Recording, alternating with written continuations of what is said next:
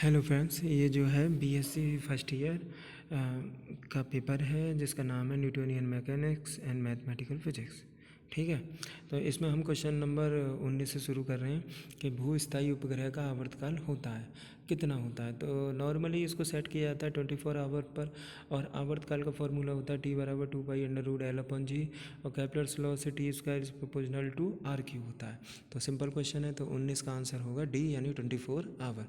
अब एक और क्वेश्चन आ गया, क्वेश्चन नंबर 20। जब कोई ग्रह सूर्य के निकट आता है तो निम्न राशि के मान में वृद्धि होती है, तो वो कौन सी है?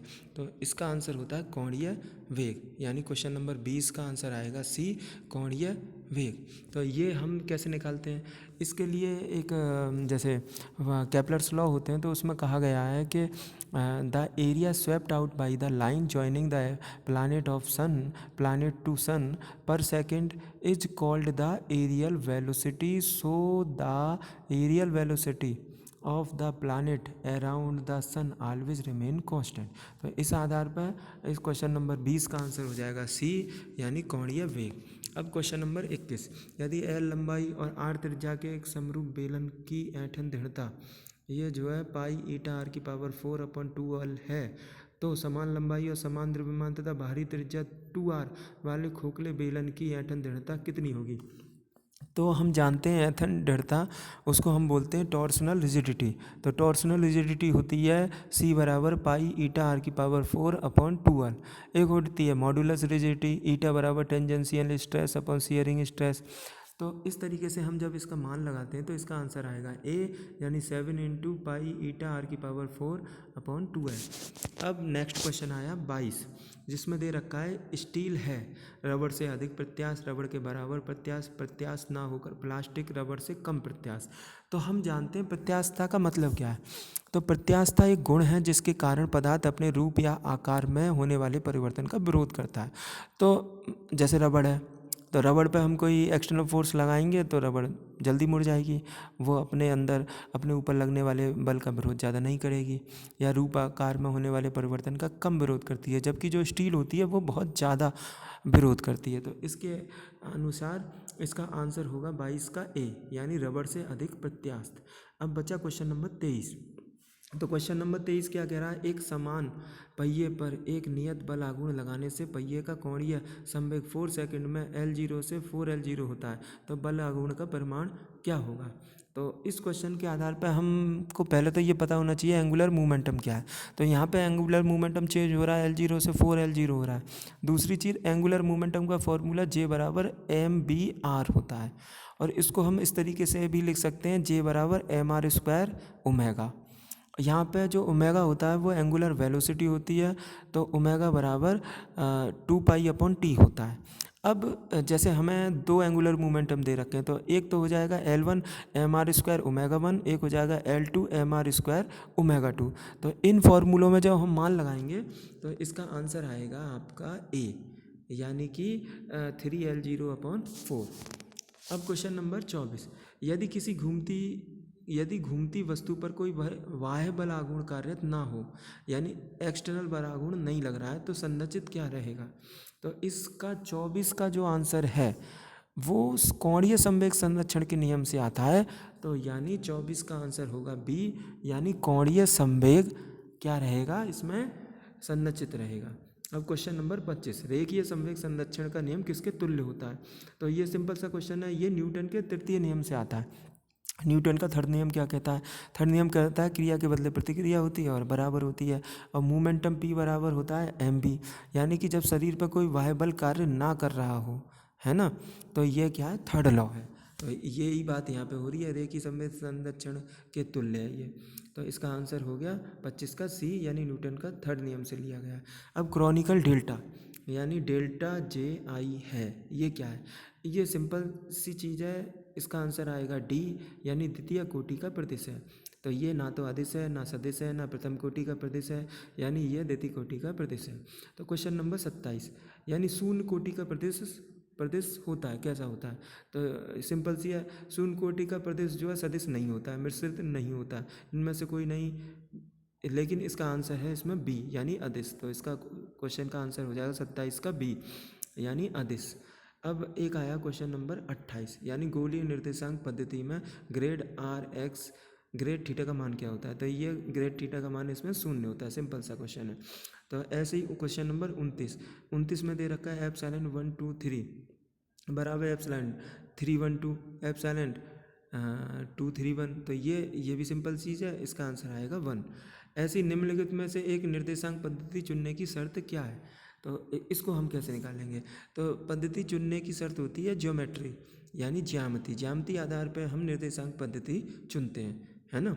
तो जैसे 3 डायमेंशनल, 1 डायमेंशनल, 2 डायमेंशनल, तो उसको हम ज्यामितीय पद्धति बोलते हैं। यानी ज्यामिति के द्वारा हम निर्देशांक पद्धति चुन सकते हैं, यानी क्वेश्चन नंबर 30 का आंसर होगा डी।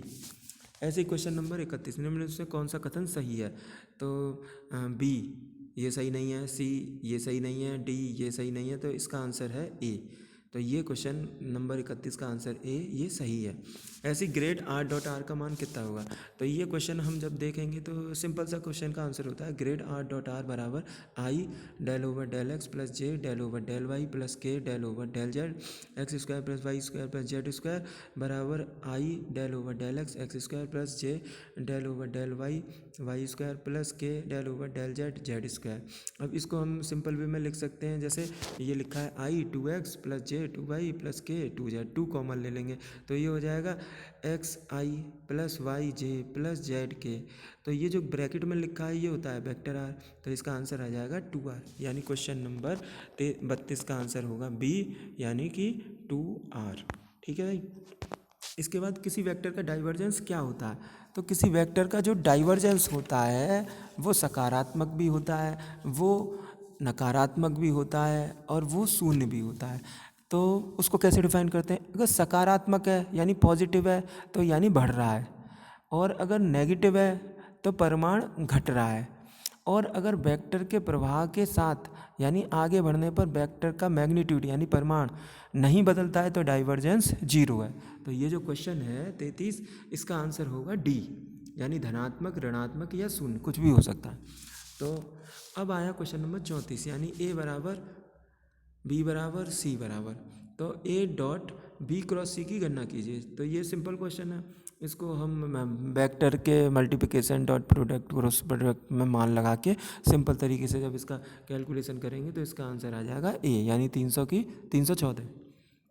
अब एक और क्वेश्चन है 35, कर्ल आर का मान क्या होता है।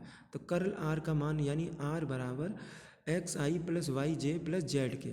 तो कर्ल आर का मान हम कैसे निकालते हैं। तो कर्ल आर का मान निकालते हैं हम डेल्टा क्रॉस आर बराबर 0, यानी of A positive vector is 0, अगर पॉजिटिव वेक्टर है।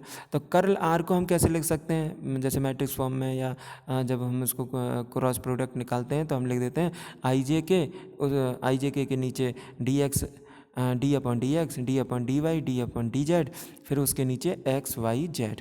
तो इस तरीके से हम इसको निकाल सकते हैं। तो इसका जो मान आएगा वो आ जाएगा बी, यानी कि 0।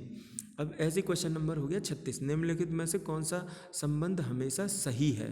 तो ये सिंपल सा क्वेश्चन है, ए बराबर बी हो नहीं सकता, अलग अलग चीज़ें हैं। ए माइनस बी बराबर बी माइनस ए हो नहीं सकता, ये भी अलग चीज़ है। इसलिए ए क्रॉस बी बराबर बी क्रॉस ए भी नहीं हो सकता, वैल्यूज चेंज हो जाती हैं। लेकिन ए डॉट बी बराबर बी डॉट ए होता है।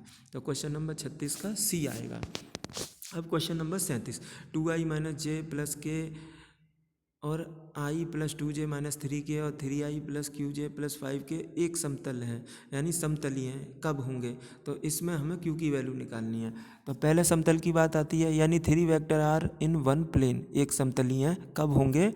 If one of them is combination of 2 other, अगर ये इस चीज़ को सेटिस्फाई करता है तो कैलकुलेशन में हम इसका मान रखेंगे तो q का मान 4 आएगा।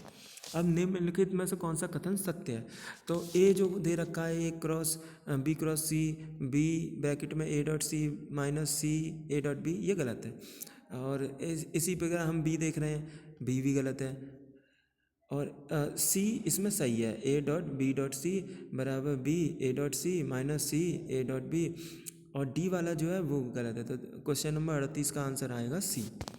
ऐसे ही क्वेश्चन नंबर 39, अगर ए क्रॉस बी बराबर b dot a dot b है तो सदिश ए और बी के बीच का एंगल कितना होगा? तो ये सिंपल सा सवाल है, तो इसके बीच का एंगल 45 डिग्री होगा, यानी ए क्रॉस बी बराबर ए डॉट बी है, तो एंगल 45 डिग्री एंगल बनेगा। ये निकाल सकते हैं, सिंपल क्वेश्चन। तो क्वेश्चन नंबर 40, यानी वायु बलों की अनुपस्थिति में एन कणों के निकाय का द्रव्यमान केंद्र। तो ये भी एक सिंपल सा है, द्रव्यमान केंद्र के ऊपर सवाल है। तो क्वेश्चन नंबर 40 का आंसर होगा सी, यानी अत्वरित गति करता है। 41 क्वेश्चन, बेलनाकार निर्देशांक प्रणाली के लिए कौन सा संबंध सही है? बेलनाकार का मतलब हो गया सिलेंड्रिकल कोऑर्डिनेट सिस्टम के लिए, तो इसका आंसर होता है पी क्रॉस जेड बराबर 5।